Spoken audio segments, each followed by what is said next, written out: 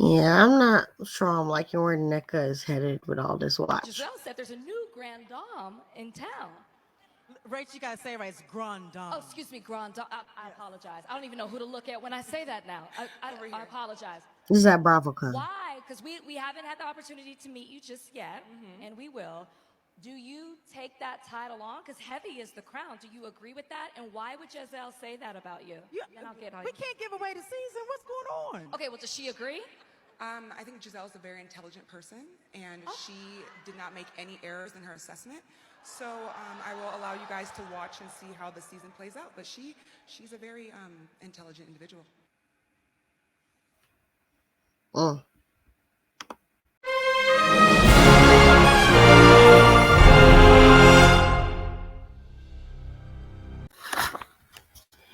Hey y'all, it's your captain for all things creative coming at you with the Real Housewives of Potomac Season 8 Episode 2 review. If you're new to this channel, welcome. Please like, share, subscribe, all that good stuff. If you're returning, welcome back. Thank you so much for rocking with us.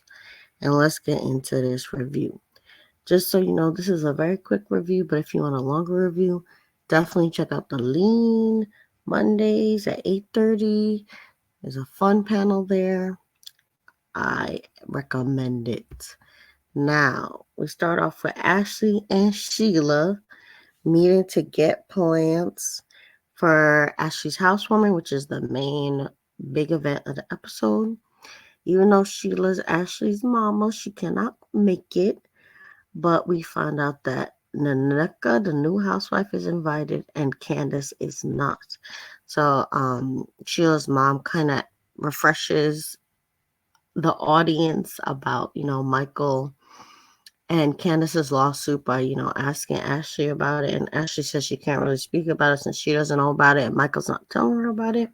But she knows it's based off of what Candace was saying about Michael last year with him having allegedly some man that he paid to perform like sexual favors for him basically. And Ashley says it really did affect Michael's business, and she sounds like she's on Michael's side, as always, basically. And then she also says that NECA is like, an attorney and all these things. She kind of talks her up. And we get a flashback about NECA claiming that she met Wendy at a concert through like a cousin in law. And she says that Wendy was nice to her. But later on in the episode, Wendy denies somewhat spending time with Nick and just says that they met in passing. So you see, like, we're setting up them not really, vibing. Because at first I was excited to, find out that they did have a new Nigerian housewife. But then when it seemed more and more like they're being set up kind of against each other, and Neka seems to be going after Wendy later on, I was not as excited. And then lastly, in terms of this, Watch What Happens Live, Ashley Darby was there with Toya from Mag to Medicine.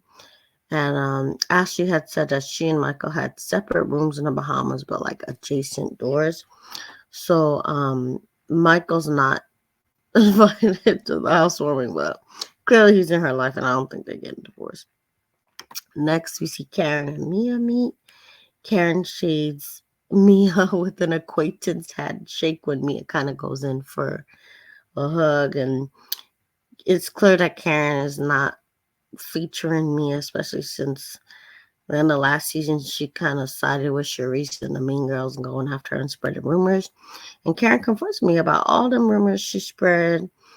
And she reminds me, how she hurt and disrespected Ray in the process. So it's not just, herself that suffered because of Mia, but Ray did too. And then Mia admits that she was wrong, and then she gets to talking about Gordon when Karen asked her, how she's doing. And then Mia admits that she had thought similar things about Gordon possibly embezzling money that Giselle had alleged at the reunion. So she was in a lot of turmoil last year. And she says she stopped drinking though to help her get through it all. And she basically blames mixing alcohol and pills for all her bad behavior, including the gossiping about Karen, as well as the Miami drink though. So I don't think she's gonna apologize to Wendy. She's blaming it on the alcohol, like Jamie Foxx and them said. And they end their talk with a little friendlier handshake slash dap combo. Next, Candace has a music meeting since her record contract is almost done, so she wants to level up. And Drew comes up because in Atlanta there was that sad scene where Drew kind of hyped up having some performance and invited all the ladies, and she literally sang for like maybe 10 seconds. And Sonya said she ran a race in a longer time that it took Drew to sing, and it was true. Like I think Bravo Shady Self did the timing, so it was very underwhelming. But for some reason, the person that Candace is talking to brings up the idea of Drew possibly collaborating with Candace in Chicago because I guess Chicago is Drew's hometown. But Candace gets shady and immediately rejects it. She's like, no, that's not the way to go. And I agree with Candace. If she's trying to go onwards and upwards, do bigger things, then Drew is not the way to go. And they even flash back to Drew singing with Candace in Atlanta. It's just so bad. So Candace, I agree with you. Next, you see Robin sorting a bunch of pills that she says her dietitian, I guess, or nutritionist wants her to take. And I think I heard her mention vitamin D.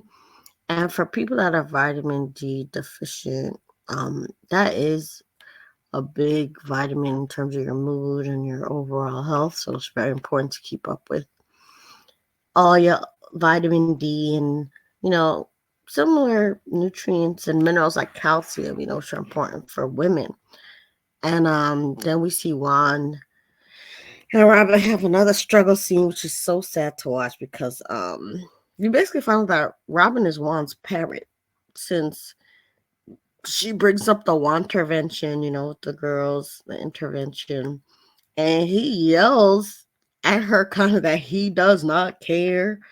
And they kind of mock the other woman for asking Robin to have self-esteem and boundaries about herself.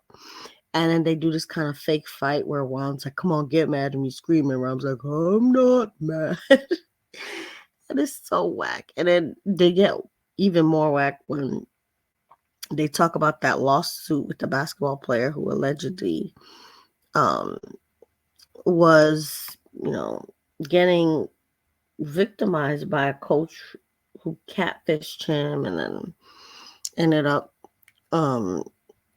apparently allegedly getting basically the sex thing going on. Then it turned into like assault, and the player said that he told Juan about it, but Juan kind of covered it up.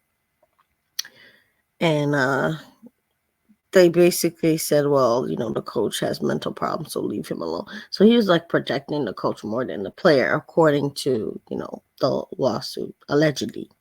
But Robin claims that Juan is completely in the right with the lawsuit, and Juan talks about how he loves all his players, but it's like, did he love them enough to like really protect them and make a big deal out of the situation, or as big a deal as he should have as a coach, And then they end the convo with Juan saying a second he doesn't care about anything that anybody says. And then you see Robin being a parrot in her confessional saying she don't care either, which I don't know how she doesn't, but if they don't care, then they could benefit from therapy because all the stuff that they have gone through, it's a lot. Any normal person or any person who is self-aware would care. So they're put on a front and it's getting annoying. I don't really want to see them. I don't think Robin should have been back this season, to be honest. Next, you see Naneka, and you see finally her talking about herself, introducing herself. She talks about her journey finishing the Potomac house that she just closed on. But she says she has setbacks because of all the other properties she and her family own. But it was given like she was bragging without all the facts because she talked about Nigerian homes and she was like, well, actually, I don't know if I have them. So seems like they're more in her family name than her name or maybe her husband's. She doesn't keep up to date with all of like the finances and holdings and properties, but it seems like she is coined up, which is, good for a housewife. And then she also shares that she's trying to conceive. So she's going through a whole fertility journey of like checking her LH levels and, taking fertility pills. So she has a storyline without needing to go after Wendy, but the previews show that she will. So we'll see. I don't like it so far. Next, we see Wendy. She's picking out studio space so she can do a talk show. And I don't know how it will do since she already goes on other platforms to talk politics, but if she's lending her expertise to other places, why not, have her own platform to share her own expertise? But then she says she's looking for the show to be either on Bravo or NBC. And I don't see Bravo being in the political space that heavy like that. But it could be a new direction. So don't be surprised if Dr. Wendy has a spinoff somewhere. But we gotta put respect on her name. Next, Pilates. Ashley hosts like a Pilates event. And not all the girls are there because Robin and Candace aren't there. But you see Giselle and Mia struggling to do the moves. But Ashley clearly knows what she's doing, and she reveals that she got a boob job 2 months ago. Also in the scene, Giselle says that she likes vagina, but she didn't expect to see them meeting her at the door since the Pilates contraption spreads all their legs wide open. So I don't know if Giselle's just making a joke or low-key admitting to dabbling in the lady pond, especially since people have accused her and Robin of being friends with Benefit in the past, since Robin jumps in on every issue concerning Giselle like a bulldog or a boyfriend, so we shall see what else Giselle wants to, admit this season now that she's more fancy and free with her young boyfriend. Next thing you know, Karen talks about her triple 20 or her 60th birthday approaching. And she tells the girl that she had a full health check. And she had, I think she said calcification in her artery at like a 5% level. So she's glad she caught it early. So she should be okay. But she still has to make lifestyle changes, to make sure her arteries don't get blocked up. And this is important because women are way better, I think, at checking up on their health and stopping these things. Whereas I think men in general and a little bit of like people of color in general, are hesitant to go to the doctor and get things checked. And I even have people in my family say, why go to the doctor to find something wrong? Because if they're looking for something wrong, they're going to find something wrong. So it's good to, be up on your health and to catch things early while you can do more and have a better chance to, prevent things from getting worse. Prevention is the best medicine to me, no matter what. And then Karen also updates the girls about her progress with Mia and asks all the girls to stop spreading rumors. And then Giselle's like, well, speaking of rumors then, why don't you, Karen, apologize to Robin? So that to me came out of left field when Giselle was asking Karen to apologize to Robin. But again, Giselle and Robin have this like pact. And even though Robin is clearly being boo-boo the fool, Giselle's still trying to, I guess, do her best to show that she's still a friend, especially after the intervention. So I'm seeing this more as like a political move for Giselle to show that, she's on Robin's team. But Karen actually sort of stands up to Giselle, but sort of concedes at the same time because Karen says, well, she was more keeping track of Juan's domestic woman, but she don't really have proof about the international women, and she didn't have any pictures or proof, when she brought up Robin having the side chick that looks like her. And for that, she says she might owe Robin an apology, but she said that Robin owes her an apology first for, spreading that stuff about boys and literally putting up a picture because Karen said she didn't have a picture. So then Giselle kind of takes it as like a win. You could see that she's going to run with this little concession. And actually online, I saw people on Twitter did a poll about Coach Bree actually resembling Karen. And then there was a poll asking if Coach Bree looked like Karen or Robin, because Robin last episode said that she thought Coach Bree looked like her. But I think that Coach Bree does look like Karen, like a younger Karen, and I know there are other podcasts and YouTubers that said the same thing. So Karen, she may have a funny relationship with the truth, but she ain't never lying. She's my granda. Next, we see them talking about Michael and Candace's lawsuit, and then Ashley explains how her and Candace are fighting in text right now about some lies apparently that were told at the reunion. And she says she texted Candace proof that some things that she said wasn't true, and then she shows a text message, I guess, of some of the exchange. So it's kind of cementing why Candace is not invited to this housewarming. And Ashley again tells people about Naneka and how she's gonna be at this housewarming. Giselle brags about her winter house young boyfriend, and then you see that it's basically a setup for this housewarming, which is the big event of the episode again. So the housewarming is here. Now, all the ladies are invited except Candace, right? Giselle comes first, and Karen and Charisse come in wearing similar outfits, but they're different colors. And I feel like Charisse is obsessed with Karen. I wouldn't be surprised if, she saw Karen's stylist shopping or something. Because, like, I don't know. I'm not a Charisse fan, but I know she's part of the reason why, the show is even together.